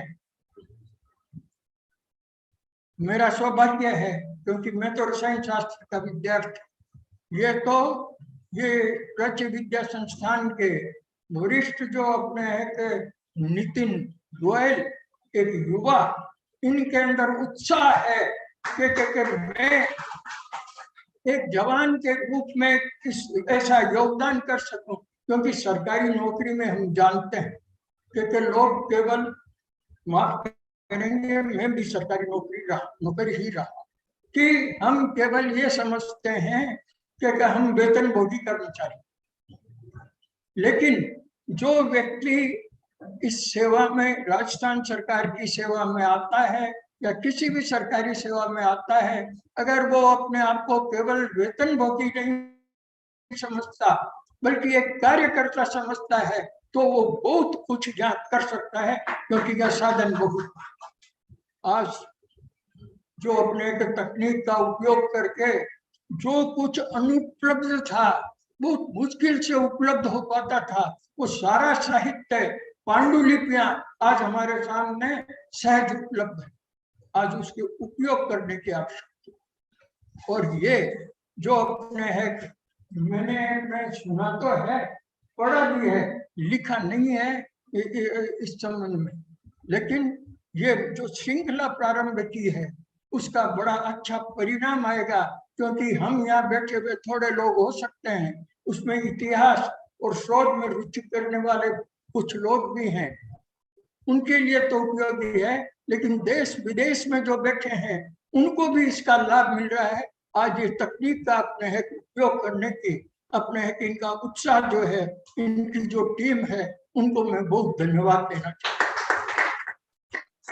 हूँ। मेरा सौभाग्य है कि विद्याधरती की परंपरा, ये बीकानेर की, जिनको 2 बार राष्ट्रपति पुरस्कार मिला, संस्कृत के विद्वान, और उनकी विद्या परंपरा में गिरिजा शंकर जी, जिन्होंने अपने है अभिलेखागार के उपनिदेशक के रूप में बहुत कुछ काम किया। मुझे ध्यान है कि नागरी भंडार के माध्यम से, हिंदी विश्व भारती के माध्यम से बीकानेर की वैचारिक परंपरा को, बुद्धिजीवी परंपरा को इन्होंने निरंतर समृद्ध किया। और इस उम्र में भी आप देखते हैं कि शारीरिक स्थिति, लेकिन जहां विद्या का प्रश्न है वहां शरीर की परवाह नहीं करते हुए भी वो अपने है आज ये व्याख्यान देने के लिए प्रस्तुत हुए। मैं उनका भी, मेरा ये सौभाग्य है कि मैं शोध विद्यार्थी नहीं इसका, मैं तो रसायन शास्त्र का विद्यार्थी, लेकिन इनके कार्य व्याख्यान की अध्यक्षता का सौभाग्य मुझे, ये मेरा सौभाग्य है। और मैं अपने है कि निवेदन करना चाहता हूँ कि 2 उदाहरण, क्योंकि ये जो पांडुलिपियां और जैन पांडुलिपियों की जो बात हो रही है, इनका अपने है कि महत्व तो जो अंकित किया वो तो है ही, क्योंकि इन्होंने उनका उपयोग किया है, उनको अपने समझा परखा है। हम में से जो इनको समझेंगे परखेंगे उनको भी बहुत कुछ उपलब्ध हो। एक तो में ये इतिहास की बात आ रही है, आचार्य हस्तिमल जी जैन आचार्य हुए, उन्होंने अपने है 30 वर्ष की शोध सन 1935 से लेकर के और 1900 अपने है 74-75 तक गहन शोध करके जैन धर्म का मौलिक इतिहास 4 खंडों की पुस्तक है। और वो बिल्कुल निरपेक्ष दृष्टि से, निष्पक्ष दृष्टि से किया गया शोध है।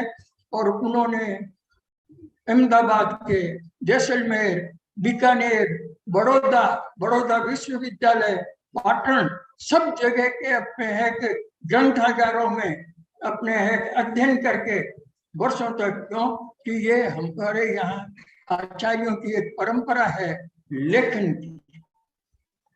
साधु साध्वी सब अपने लिखते हैं और धार्मिक ही नहीं, जीवन के सब विषयों के संबंध में वो लिखते हैं। हस्तलिखित अपने है के ग्रंथ बहुत कुछ अपने है उस समय के, केवल धार्मिक का ही नहीं, उस समय की राजनीति, सभ्यता, संस्कृति और चाहे आयुर्वेद हो चाहे ज्योतिष हो, सबके विषय में है कि साधु वृंद ने लिखा है, आचार्यों ने लिखवाया है। और उनके साथ जो शिष्य मंडली होती है दिन रात उसी में अपने है पूर्ण अपने मनोभाव से लगे रहते हैं, वो उनकी साधना का अंग है। और इसलिए हमें वो विपुल साहित्य उपलब्ध हो रहा है। आचार्य हस्तिमल जी ने भी इतिहास के साथ साथ जैन का ही इतिहास नहीं, उस समय का जो भी अपने है कि राजनीतिक इतिहास है, वहाँ की सामाजिक परिस्थिति है, उन सब का अपने विवरण उसमें दिया है।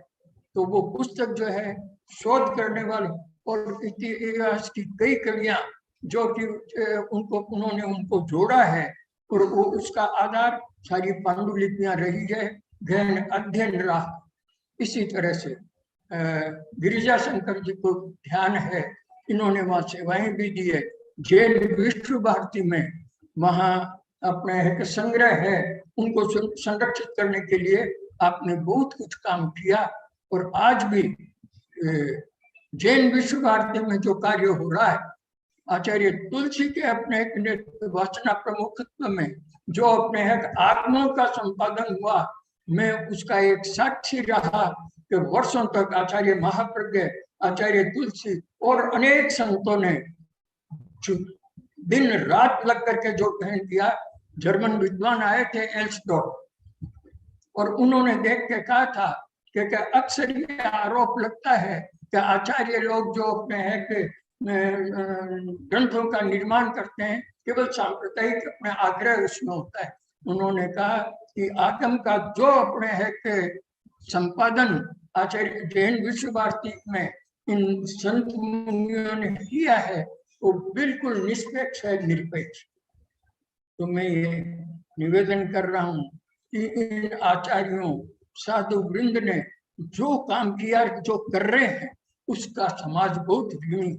और नहीं तो आज हम कैसे समृद्ध होते, ये प्राच्य विद्या संस्थान कैसे समृद्ध होता, कैसे हमारे इतिहास जो है वो पूरा होता। तो मैं अपने आप को आज सौभाग्यशाली समझता हूँ कि मैं तो विज्ञान का अपने छात्र होते हुए भी मुझे ये अवसर दिया। और मैं निरंतर मैं ये भी बताना चाहता हूँ कि गिरिजा शंकर जी ने जो पुस्तकें लिखी, और यहाँ मैं अभी स्मरण कर रहा हूँ डॉक्टर किरणचंद जी का, जिन्होंने इनकी पुस्तकों का अपने आचार्य तुलसी राजधानी शोध संस्थान से इतिहास को साच और दूसरी पुस्तकों का प्रकाशन किया। आज हम उनको भी याद करते हैं क्योंकि वो राजस्थानी के विद्वान और शोधार्थी थे, और एक उनमें ललक थी कि जो भी अच्छा काम हो सकता है साहित्य का, संस्कृति का, समाज सेवा का, वो कर सकें। और गिरिजा शंकर जी ने जो अपने है कि काम किया कर रहे हैं, मैं समझता हूँ कि हम सब उनके प्रति ऋणी हैं। मैं नितिन जी को भी है कि बहुत बहुत है कि साधुवाद देता हूँ और ये प्रभु से प्रार्थना करता हूँ कि वो निरंतर अपने काम में इसी उत्साह और भावना के साथ लगे रहें, अपनी टीम का पूरा को अपने प्रभावित करते रहें। बीकानेर में उनका कार्य जो है वो सर्वोत्कृष्ट हो। हम सबको इसी तरह से सुनने, लिखी और पढ़ी है कि जो भी सामग्री है उसको हमारे सामने लाने और हमें लाभान्वित करने और बीकानेर को समृद्ध करने में उनका योगदान निरंतर रहेगा। मैं आप सबके प्रति भी, प्रभु जनों के प्रति भी बहुत बहुत धन्यवाद ज्ञापित करता हूँ क्योंकि हम बीकानेर के इस जो ख्याति है उस गौरव को समझें। अक्सर हम अपनी चीज को का मूल्यांकन सही कर नहीं, आंख के निकट कोई चीज होती है तो ठीक से दिखती नहीं, बहुत दूर होता भी नहीं दिखती है।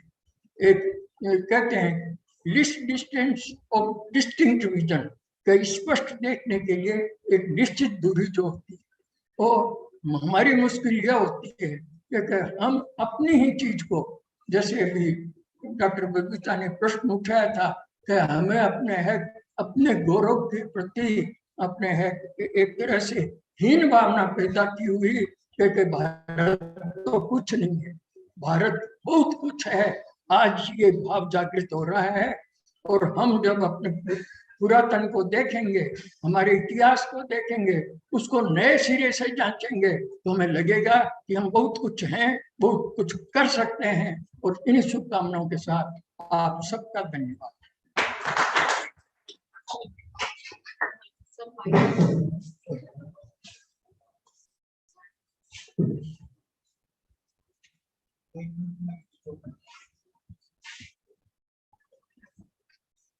बहुत बहुत धन्यवाद सर आपका। जैसा कि आपने कहा व्याख्यान के स्टार्टिंग में कि लोग सरकारी नौकरी के अंदर ज्यादातर रिटायर होके बैठ जाते हैं घर पे, लेकिन आपने अपना महत्वपूर्ण समय हमें दिया, ना कि समय दिया बल्कि एक नई सोच दी, आने वाली पीढ़ी को एक नई सोच विकसित करी। इसके लिए बहुत बहुत तहे दिल से आपका शुक्रिया अदा करते हैं। एक बार फिर से हमारे सर के लिए जोरदार तालियां। अब इस कार्यक्रम के अगले भाग की तरफ बढ़ते हैं जो कि हमारे अतिथियों का सत्कार है स्मृति चिन्ह के द्वारा।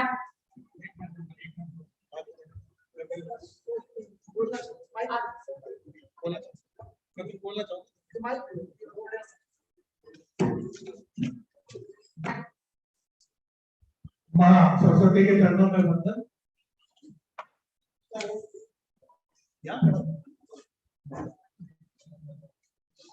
जैसा कि आज के मुख्य वक्ता आदरणीय गिरिजा शंकर जी और हमारे अध्यक्ष डॉक्टर धर्मचंद जी ने आपको लाभान्वित किया है, मैं एक बात आपके सामने जरूर रखना चाहूंगा।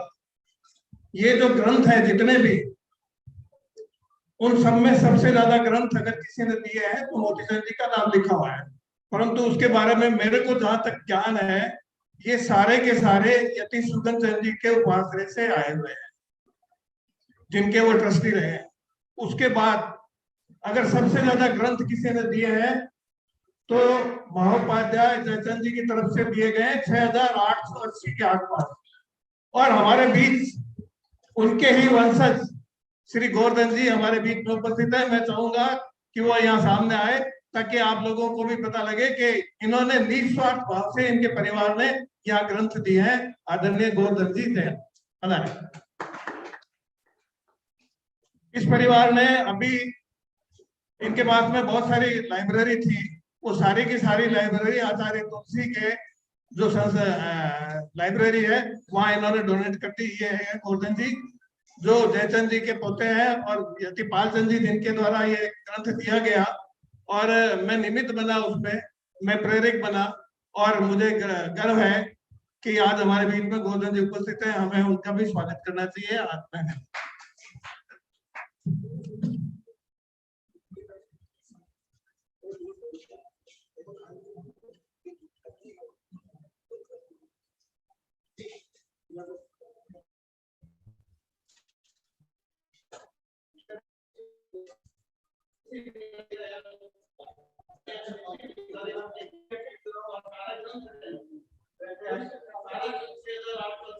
बहुत शुक्रिया।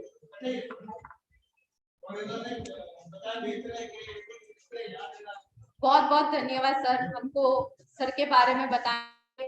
एक बार जोरदार तालियां सर के लिए भी।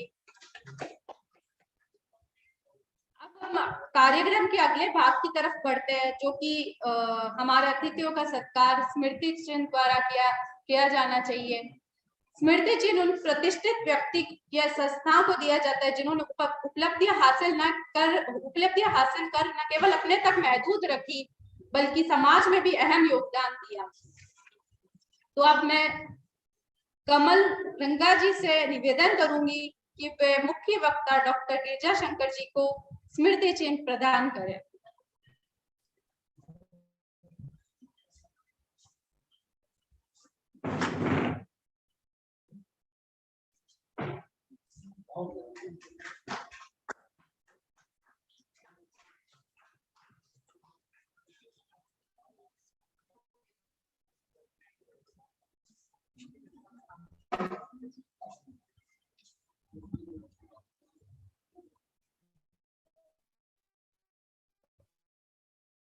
डॉक्टर चंद्रशेखर कच्छावा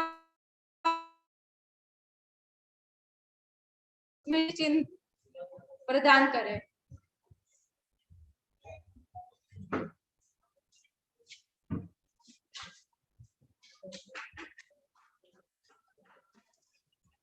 आप सभी से अनुरोध है कि तालियां बजाते रहे।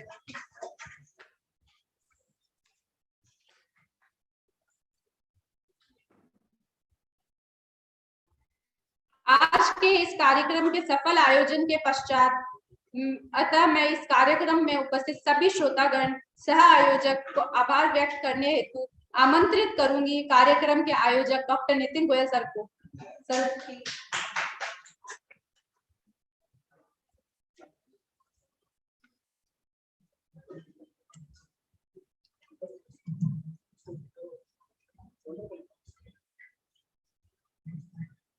धन्यवाद आलिया, धन्यवाद।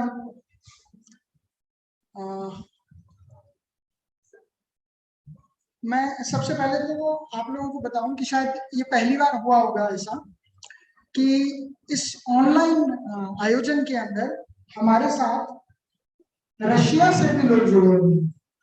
आप देख सकते हैं अभी कुछ देर पहले शायद स्क्रीन पे नहीं है, जर्मनी से मोनिका हॉर्समैन करके बहुत बड़े प्रोफेसर हैं जिन्होंने, अगर जानते हो उनका वर्क जो जयपुर की हिस्ट्री के ऊपर काफी है, वो भी जुड़ी हुई थी।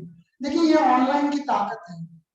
कोशिश की है कि इस ऑनलाइन की ताकत को किसी तरीके से हम अपने बीकानेर तक लेके आए और हमारे बीकानेर के अंदर जो पांडुलिपियों का खजाना है उनको इन तक पहुंचाया जाए। तो एक प्रयास किया गया। आपको आश्चर्य होगा कि शायद कश्मीर से लेके केरला तक लोग हमारे इस प्रोग्राम के लिए रजिस्टर्ड हुए। 200 से ज्यादा रजिस्ट्रेशन हो चुके हैं। 200 से ज्यादा रजिस्ट्रेशन में मायने रखता है कि छोटा सा प्रयास, आप जानते हैं मेरे पास स्टाफ का कितना क्राइसिस, और सिर्फ एक इच्छा शक्ति, कार्य करने की क्षमता, यही एक चीज थी जिससे हम इतने सब लोगों को जोड़ने पाए। तो मैं धन्यवाद के लिए तो सही बताऊं तो बहुत लंबी लिस्ट है कि मैं तो बहुत ही अंधा सा काम करने वाला हूँ। इस नींव के पत्थर बहुत हैं, बहुत नींव के पत्थर है। मैं सबसे पहले तो मैं धन्यवाद के रूप के अंदर दो व्यक्तियों का जरूर करना चाहूंगा। मेरे मित्र हैं डॉक्टर सोनू सैनी और उन्हीं के स्टूडेंट हैं आशीष मिश्रा जेएनयू से हैं, और लगभग काफी समय तक हम लोग साथ रहे, डीयू के अंदर हमने पढ़ाई साथ करी। तो ये जो टेक्निकल एस्पेक्ट्स है ये जनरली हम लोग डीयू में करते थे, और मुझे उसके अंदर यहाँ आने के बाद जरूर उसमें थोड़ा गिरावट आई, पर वो लगातार आगे बढ़ते रहे। व्लादिमीर पुतिन, अगर आपने नाम सुना, और रूस के अंदर बड़े फेमस है, वो उनके ट्रांसलेटर रहे हैं। तो आप समझ सकते हैं कि एक इंटरनेशनल लेवल में भी काफी बड़ा स्थान है उनका। तो मेरे कहने पर उन्होंने मेरे आग्रह को स्वीकार किया, और ये जो पूरा हम टेक्निकल प्रसारण देख रहे हैं ये इस समय दिल्ली से केंद्रित हो रहा है। ये बीकानेर में इसका कोई सर्वर नहीं है, सारा दिल्ली से केंद्रित है।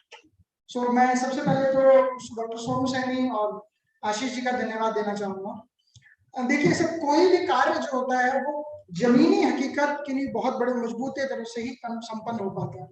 तो मैं मेरे मित्रों के अंदर फारूक साहब हैं, डॉक्टर राजेंद्र कुमार हैं, काफी कासिम भाई हैं। कल एक बार मुझे लगा कि भाई मैं कर पाऊंगा कि नहीं कर पाऊंगा, कासिम भाई कल ही आए, मुझे टेलीफोनिकली, फारूक भाई ने भी टेलीफोनिकली भी और प्रेजेंट रह के भी जो एक मॉरल सपोर्ट दिया, that is really great for me. मैं उनका बड़ा दिल से शुक्रगुजार हूं। मैं अपने आगंतुकों से तो ये कहूँ कि साहब आपका मुझे स्नेह ये प्रारंभ है, मुझे और आगे बढ़े।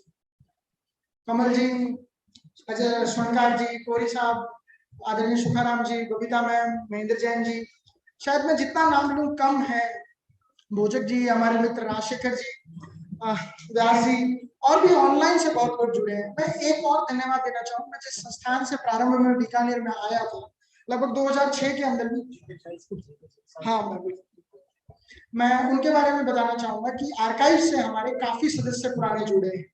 आर्काइव के पुराने उपनिदेशक जो हैं महावीर सिंह जी हैं, पुराने सदस्य गेलरा जी, अश्विनी रंगा जी, गुलाटी जी भी मुझे लगता है ऑनलाइन जुड़ने जा रहे थे। हमारे वर्तमान साहित्य निदेशक रामेश्वर जी भी हमारे साथ आज व्यक्तियांश में उपस्थित हुए, व्यास जी, नेम जी, इनके साथ भी रहे। एक मेरी बड़ी दिली तमन्ना रही थी, लगभग 13 साल से मेरी वो तमन्ना दबी हुई थी, आज वो तमन्ना पूरी हो गई।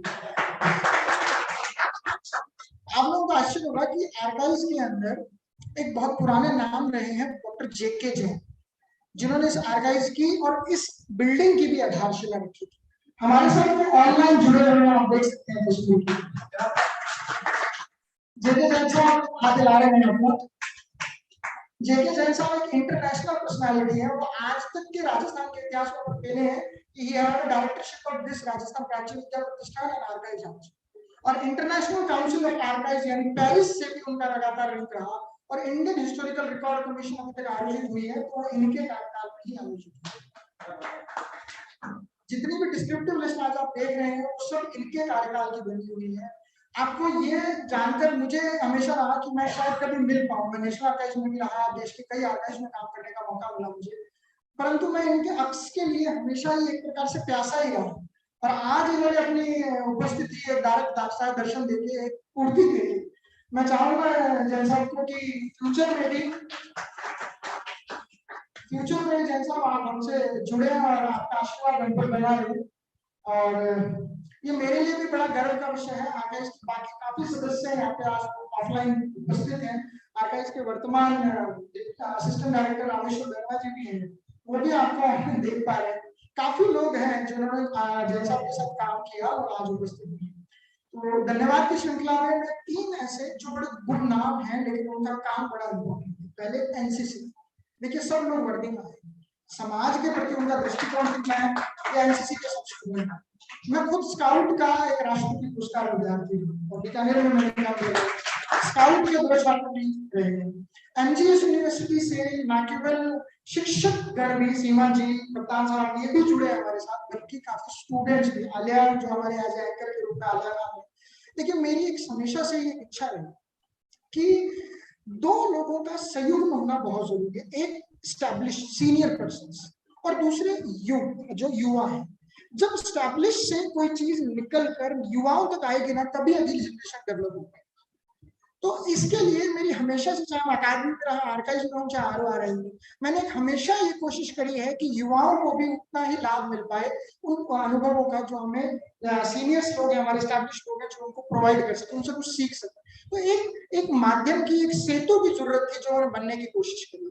तो मैं अमन खान, आलिया खान और हमारे दूसरे मित्र हैं, हमारे ऑफिस में भी कई जगह से काफी मेरा सहयोग कर रहे हैं, गजेंद्र, मैं इन सब का भी, विजय, इन सब छात्रों का भी सहयोग करना चाहूंगा। शाजिया जो छोटी सी बच्ची है और बड़ी चुप रही है लेकिन बहुत प्रभावकारी रही है, तो मैं उन सब का भी बड़ा थैंकफुल करना चाहूंगा। मेरे मित्रों के अंदर जो मुझसे ऑनलाइन जुड़े हैं, किशन जी, गोपाल व्यास, रितेश और राजशेखर भाई, जो अभी ऑफलाइन भी हमारे प्रेजेंट है, मैं इन सबका भी धन्यवाद देना चाहूंगा।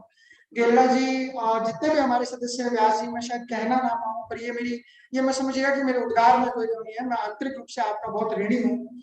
एक छोटे से संस्थान को अगर मुझे राइज करना है, अगर मुझे उसको आगे बढ़ाना है, तो मुझे आप सब लोगों का सहयोग चाहिएगा ही चाहिए। और देखिए आपकी उपस्थिति इतनी है कि बल देती है, आपकी उपस्थिति मेरे लिए बल देती है। तो मैं एक बार फिर कहूंगा, अजय जोशी जी, राजेंद्र स्वर्णकार जी, हमारे सर कछावा साहब, कि आप सब लोग किसी ना किसी तरह से, हम लोग हर मंथ इस तरीके की एक गैदरिंग रखना चाहते हैं। देखिए राजस्थानी साहित्य और राजस्थानी का तो बीड़ा हमारे बीकानेर के अंदर कमल जी और काफी संस्थान के लोग हैं, उन्होंने उठा रखा है। मैं उनसे प्रेरणा पाकर अगर नाखुन जितना भी करने में कामयाब हो जाऊं उनके, तो मुझे लगता है कि मैं अपना वास्तव में सरकारी नौकरी करने में सक्षम हूँ। सो एक हमेशा से ही सीखने का मिलता रहा है, मेरे लिए अग्रज रहे कमल जी। मैं इसी के साथ अपनी बात को, अपनी एक अंतिम बात कह के विराम देना चाहता हूँ कि संस्थान के बारे में विद्याशंकर जी ने इसकी पांडुलिपियों, इसकी गैदरिंग के बारे में बहुत बताया।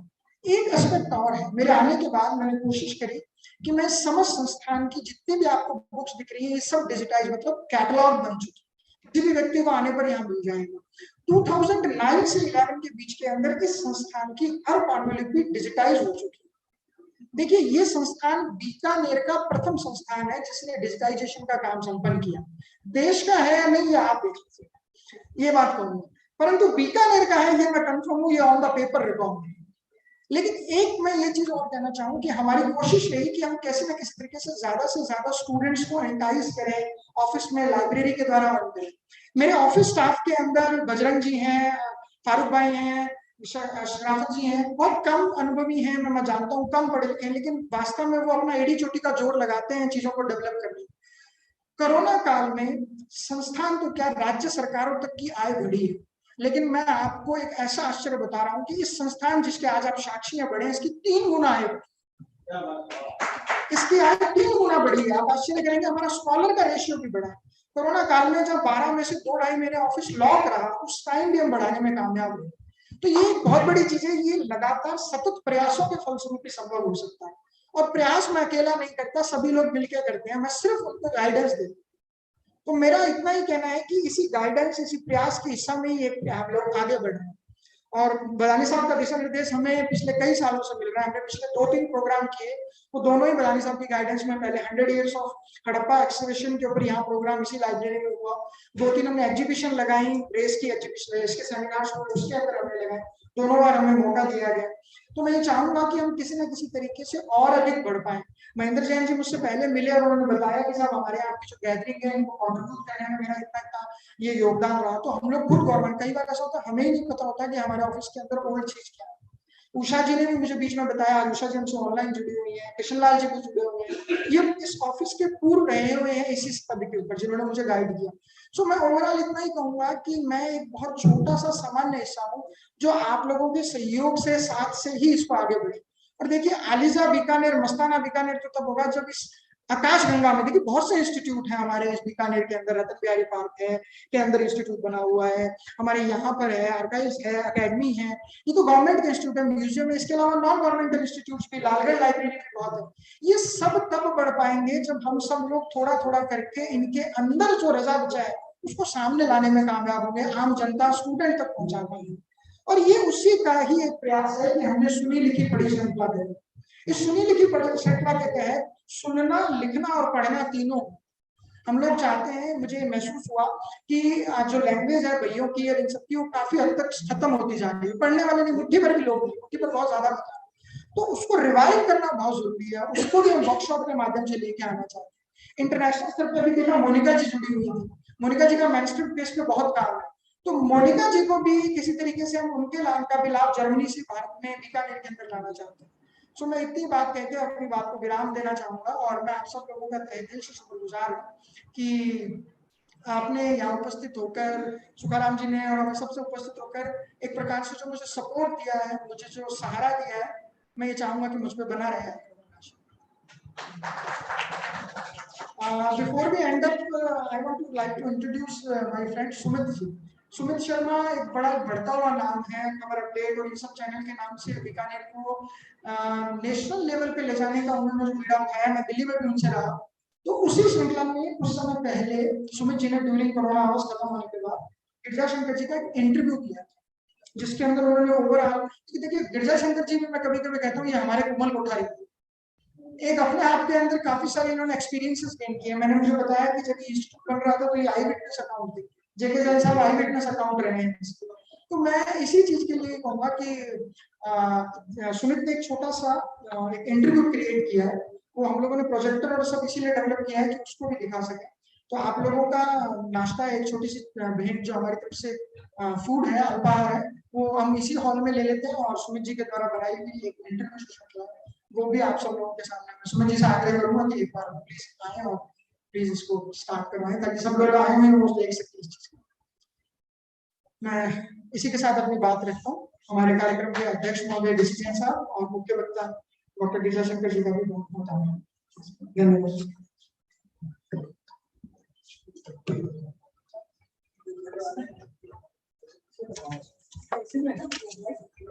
आप इसको ऑन करिए।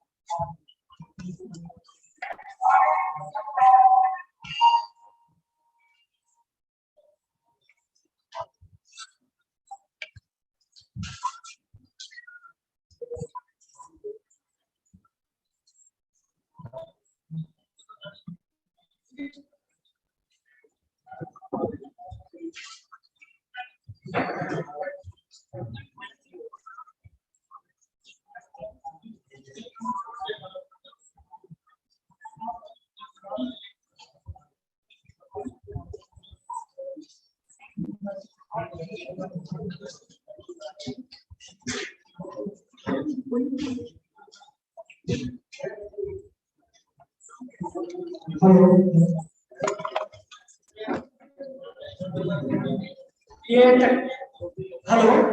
ये तकनीकी खामियों के चलते